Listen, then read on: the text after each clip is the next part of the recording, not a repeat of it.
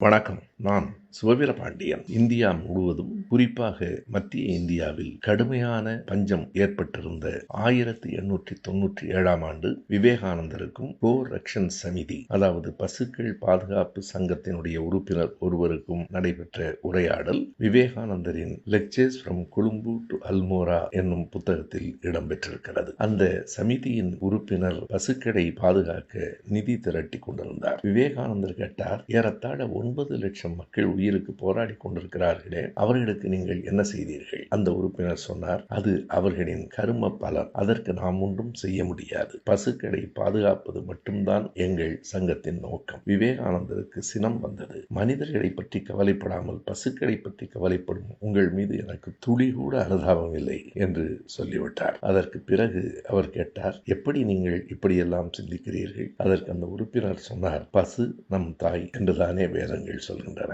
விவேகானந்தர் சிரித்தார். சரியாகத்தான் சொல்லி இருக்கிறார்கள். இப்படி சிந்திக்கிற இந்த மூளைக்கு சொந்தமானவர்கள் வேறு யாருக்கு பிறந்திருக்க முடியும் என்று அவர் கேட்டார்.